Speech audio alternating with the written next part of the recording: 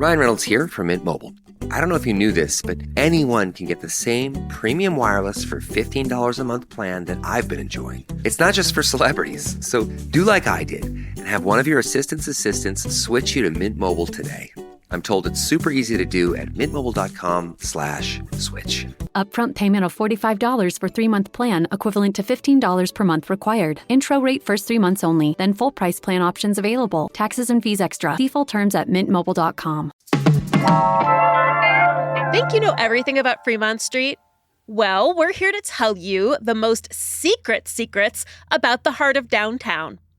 Today on CityCast Las Vegas, I'm here with newsletter editor Rob Kachelriess and my co-host Dayvid Figler, and we might surprise even the lifelong Las Vegans listening with this insider info. It's Monday, February 10th. I'm Sarah Lohman, and here's what Las Vegas is talking about.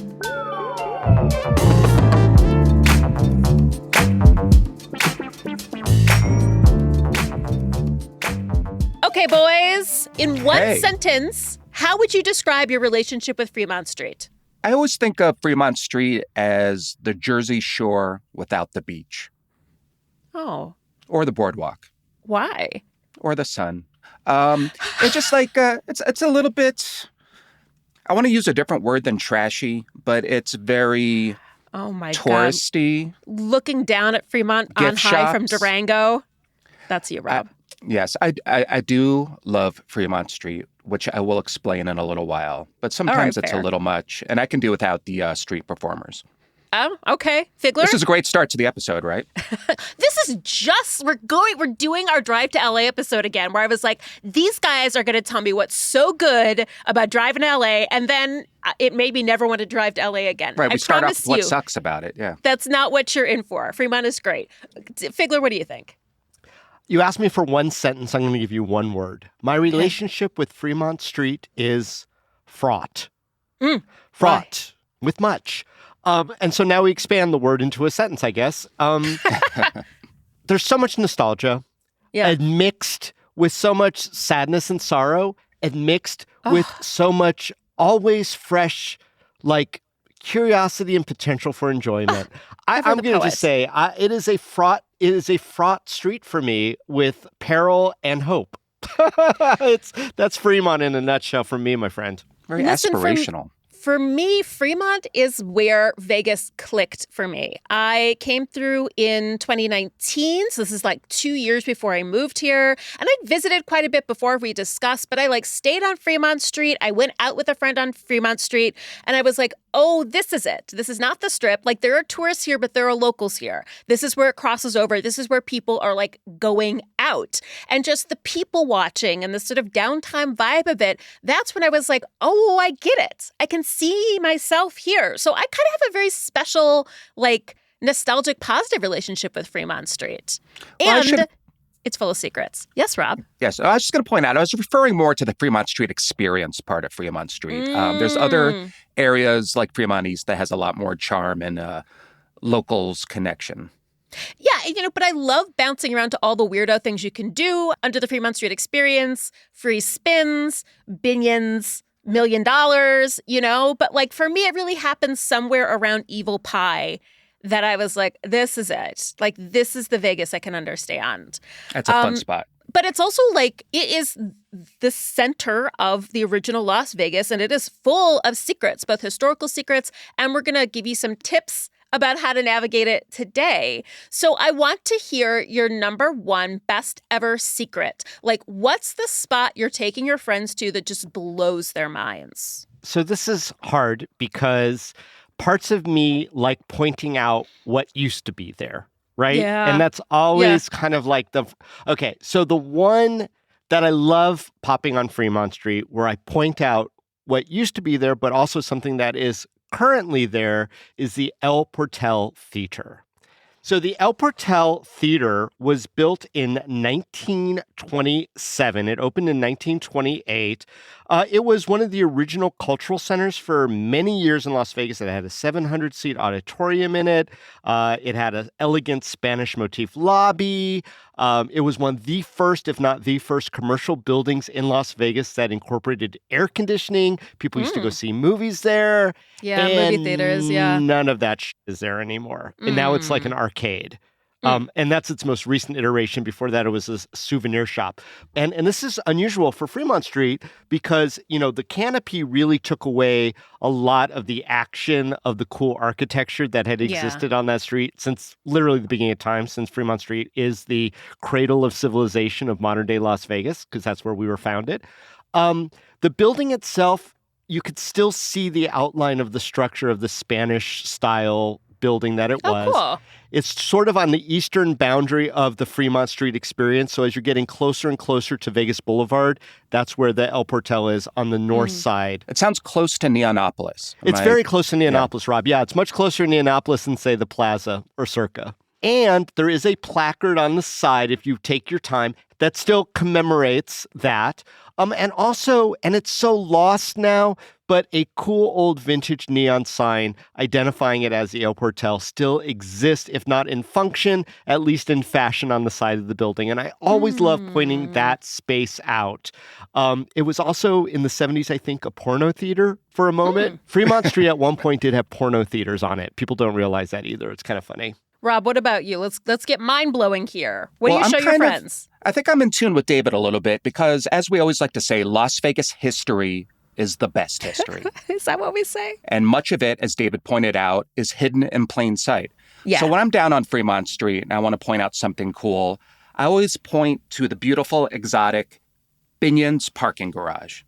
The standalone Binion's parking garage, not the part that's part of the valet, but the standalone Binion's parking garage is where the old red light district used to be. Oh, Block 16. It's what the food hall of the Cosmopolitan is named after. Exactly. And back in the day when Vegas was developing as a railroad town, the downtown area was organized in a series of blocks. So there was like dozens of them on about 100 acres or so. And only 2 of those blocks, one of them, Block 16, initially allowed alcohol and gambling. So it was kind of a wild environment that led to gunfire, prostitution, and other fun stuff like that. Obviously, Fremont Street was the main drag there, and eventually Las Vegas incorporated as a city. I think it was 1911, and laws came into effect that allowed hotels to sell booze too.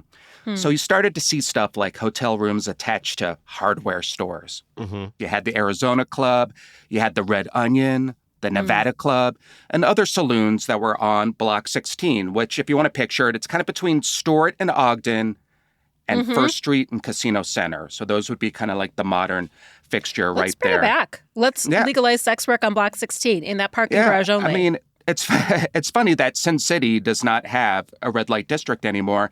And sad to say, it's not currently there. But if you do walk over just a block or two to the Mob Museum, they have an Arizona Club exhibit that has kind of a version of the signage above the entrance. There's photos there and little, I think, bar tokens and maybe even like some cups. It all reminds me very much, and I'm guessing it developed very much akin to like Deadwood, if you know the old HBO series about gambling community. One of my favorite shows of all time. It's very, I always envisioned that Fremont had a little bit of Deadwood in it when it first opened up. Yeah, and it's kind of funny because a lot of these saloons there was like tents, there was like wood facades. So it was almost like the Old West, but still a little bit of a manufactured Old West as we were kind of coming out of that era. It was a fancier Old West. Yeah. I have to credit, Dayvid, your friend Richard Hooker, who runs an amazing downtown Fremont Hooker. secrets walking tour that he often does one for the public for Home and History Weekend, and it is already sold out. I looked, everybody. So send them an email and see if you can get him to add another date because it is... Him and Babs. Oh, it's such a delight. I learned so much. And here's my favorite thing that I feel like, friends who are listening, it has not blown your mind as much as it should. And I want to see more of a reaction next time. But the Golden Gate has so many little secrets. They also recently did an anniversary tour that like went into the bowels of the casino. Golden Gate, please invite me next time. I'm desperate. But the 3 favorite things that I loved is it's got that sign on the backside of the casino that like wiggles or like slants back and forth, but it's the only moving neon sign in Las Vegas for sure, and certainly one of the few left on the planet. It's really unusual and very cute and funny to see it do its thing. Sometimes you gotta slip to the backside to see the cool stuff. And then, okay, so go into Golden Gate. If you're going in the front door, you're going to take a right towards the High Rollers Lounge and just walk in there confidently. They don't know how much money you have or don't have. There are two cool things in there that they preserved within their most recent restoration of this building, because the Golden Gate Casino is one of the oldest existing buildings in Las Vegas. The original structure was a hotel built in 1906. And when they were restoring that High Rollers Lounge, they took down the walls and found the original interior walls behind the newer walls. So there is like a special little cupboard, like a little door, magic door in the wall that you can open. It's a magic door. It's a magic door that you can open. It's got a little knob on it. It's not guarded. It's not locked. Nope, it's just in the High Rollers Lounge, walk in confidently, and you can see that older 1906 wall behind it, which I love. And then once you're in the High Rollers Lounge, gosh, I can't say it. Once you're in the High Rollers Lounge, you're nervous because you're going to walk past that security there. Because I know, I'm all flustered. They'll know I'm poor. They're on alert now. You'll just see like this little enclave with two chairs in it. Go in there and take another right. And there is a 1906 drinking fountain in the wall. You cannot use it. It's got a little plexi over it. But I love these little, that they wanted to preserve these little historical details that is this window into the past in one of our oldest buildings. I think the Golden Gate had the first telephone in Vegas, too. Oh. Yeah. Telephone number 1. That was the phone number. That was the phone number. It was 1. And they have a model of it on display. Oh, I'm just going to piggyback on you because the Golden Gate has a ton of little curios, all behind glass. So this is on the backside that you're talking about. It's where the check-in desk is. There's these cabinets that are set up that have all this paraphernalia in it, all this ephemeral. And actually the easiest way to find it is to look for the old vintage classic slot machines on display. There's like 6 or 7 slot machines in a row. They're all very colorful with yellows and blues, pastels. They're not operational, but they're photo ready. So yeah, the Golden Gate has some cool stuff. All this stuff used to be outside of their coffee shop, which did become a Dupar's, and then it was unfortunately shuttered. But the Golden Gate coffee shop was pretty legend. We spent lots and lots of nights there. Sad to see that go, but the paraphernalia still remains.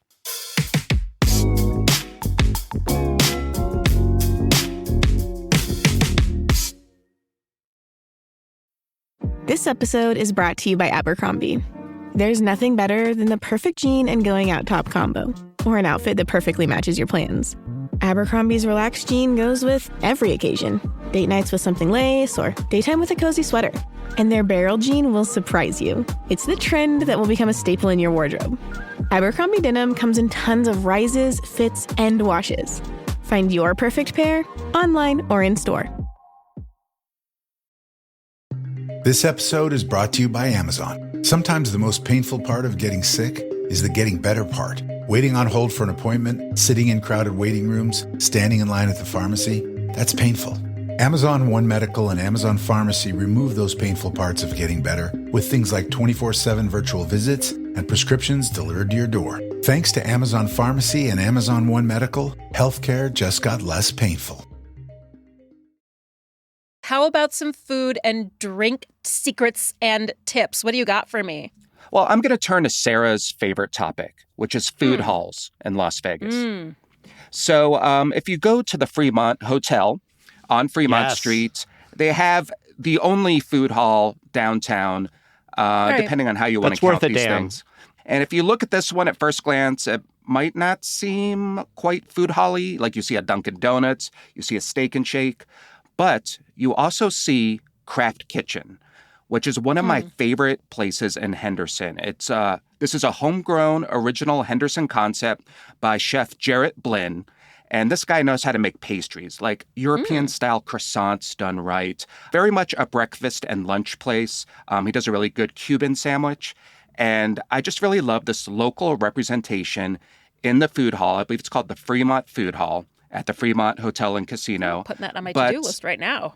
This property is a Boyd Gaming property, which also runs the California Hotel and Casino next door. And Boyd really did well back in the day by marketing to Hawaiian tourists. But if you go to Craft Kitchen, you can see some semi-secret Hawaiian dishes or dishes that are designed to appeal to Hawaiian visitors. They have a Loco Moco, which is actually the food hall's overall bestseller. And then they have it's so good. And then they have, this is amazing, bread pudding made with ube. And if you know ube, it's that Asian purple sweet potato that's so good either in savory dishes or sweet dishes.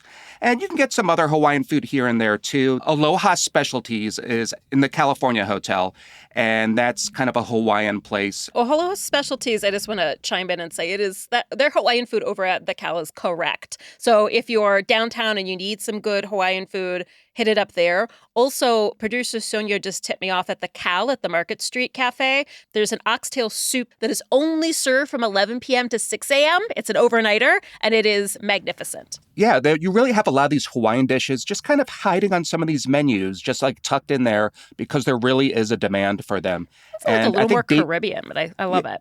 Yeah, and actually, the more you look at this food hall, there's actually some cool stuff in there. There's a place called Huey Magoo's, which is a Florida concept that came to Vegas for the first time, and they just do chicken tenders really good, like with all-natural tenderloin, no antibiotics, hormones, or preservatives, none of that kind of stuff. Just like a really good chicken tender done right. And then there's a place called Roli Roti, which began as a food truck in San Francisco, and now has a brick-and-mortar counter at this food hall. And it's like kind of like free range rotisserie pork and chicken. Just really good casual food. But also in Fremont, don't sleep on Tony Roma's old school Vegas throwback. I think it's the last one in a casino. Used to be at the Stardust. There used to be one over where famously Lefty Rosenthal got blowed up near my house. But Tony Roma's old school ribs, it's just such an experience. Anyway, that's over Fremont too. He got blown up by your house? Yeah. Yeah, he was in the parking lot of Tony Roma's, which became a Marie Callender's, and there's a whole thing. Did you hear a bang? It's as featured in the movie Casino. No, I was a little kid, Rob. I'm not that old. No, like were you 13? And yeah, if you could hear things when you're a child. Yeah, I don't remember hearing anything as a child. I've blocked out all audio memories of Las Vegas in the 70s. And also another secret on Fremont Street, when they filmed that for Casino, that scene, they did it at Main Street Station. Yeah. There you go. Mm-hmm. I mean, Main Street has a bunch of nice little secrets, too. A little off of Fremont, though. I have a food pick, if you want to hear it. I do want to hear it. So a lot of people talk about, like, the food scene that's kind of come back on Fremont Street.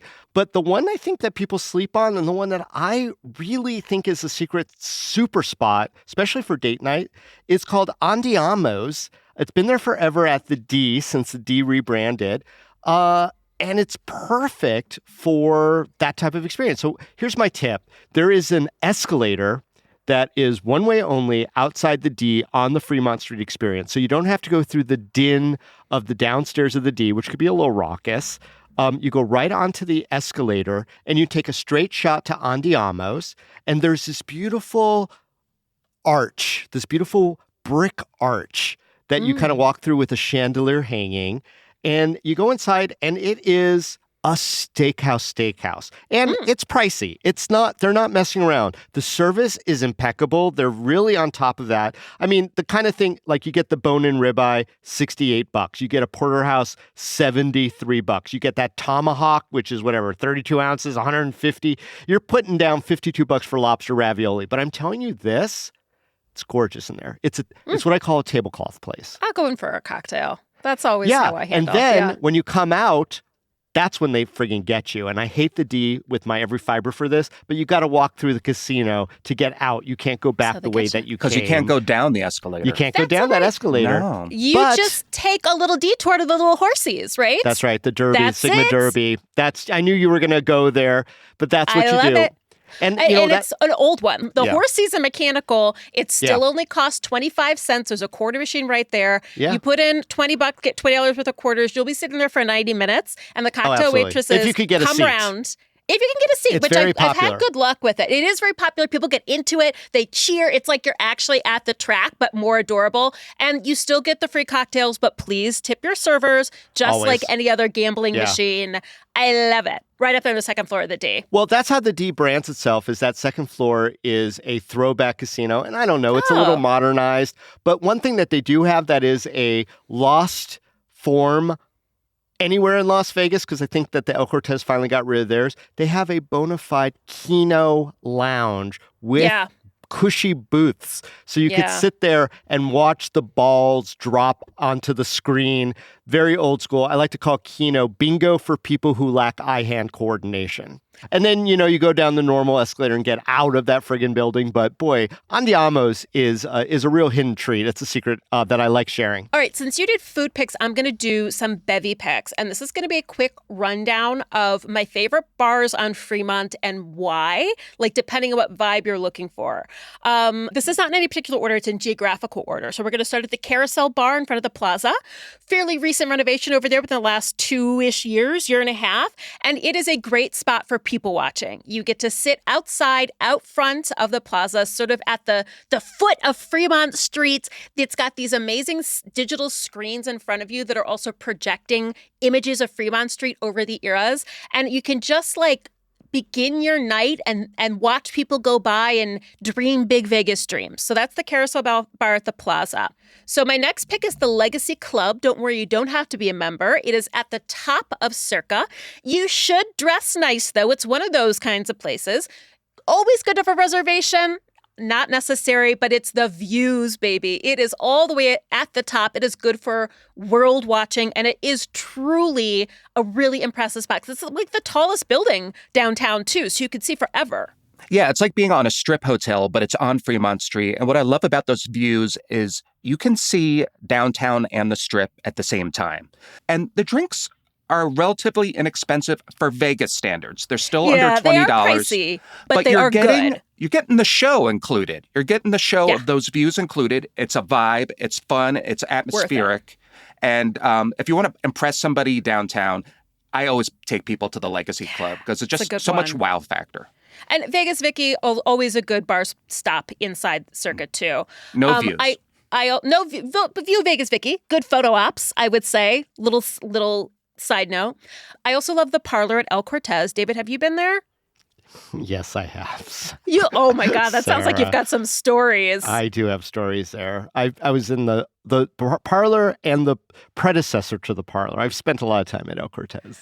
I love the Parlor because it is really quiet. It's like a lounge. Although live entertainment too on weekends. There's it's great. Entertainment, but it doesn't have the kind of press and hustle of the casino floor. Everything is leather upholstery booths and chairs, and it just feels very old school Vegas, and it is very sexy. If I kind of want an old school sexy Vegas date, I would go there. All right, so rapid fire. Any last gems for the truly jaded Las Vegas lifer? What's gonna excite them on Fremont Street? Dayvid, go ahead.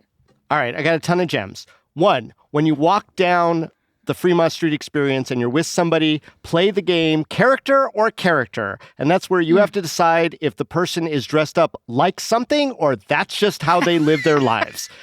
That is my favorite game to play walking down the Fremont Street Experience. That would have been a good game at the Adult Entertainment Expo too, honestly. I bet. Yeah. Rapid fire.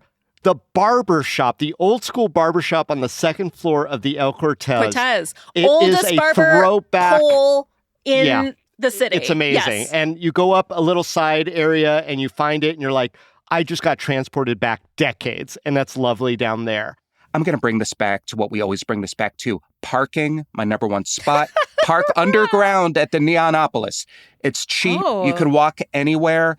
And except for 1 year, I always parked there during the Life is Beautiful festival. There was no extra charge. There was no flat fee. You would just go in there and pay your $3 beginning at hour 2 or whatever it was. Don't quote me on that. But it's dirt cheap. It's convenient. It's easy. You pull in on 4th Street, go immediately underground, and you can walk to Fremont East. You can walk the entire Fremont Street Experience. My number one tip. Honestly, I usually park down by Atomic or by Ferguson's because it's free street parking down there, and then just walk. That's usually what I do. I'm going to throw in my rapid fire special secret street parking. Right on Carson and Main. So basically behind the Golden Gate, but across from the plaza, there are 5 if it's compact cars, street parking spots that are almost always open. And that is the primo spot for that end of Fremont Street. I love that spot. Dayvid, do you have one more rapid fire? Are we going to end it on our love of parking?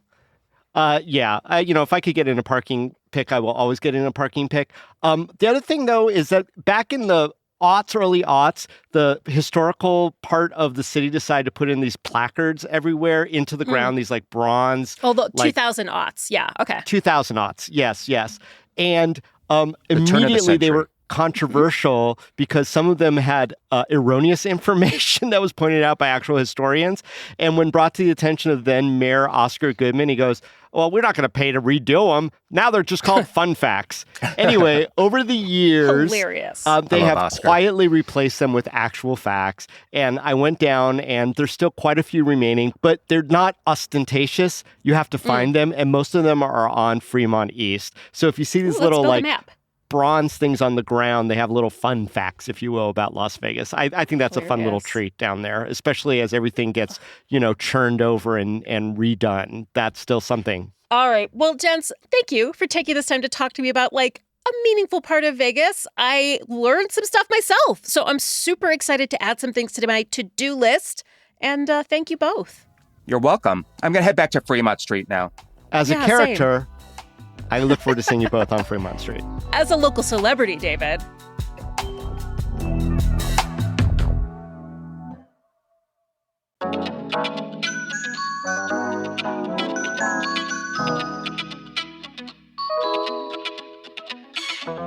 And that's all for today here in CityCast Las Vegas. If you enjoyed the show, send it to a friend and go explore some Fremont Street secrets. You can rate our show and leave us a review where you get your podcasts. And please subscribe to Rob's newsletter, his baby, Hey Las Vegas. You can do that on our website. We'll be back tomorrow morning with more news from around the city. Take care.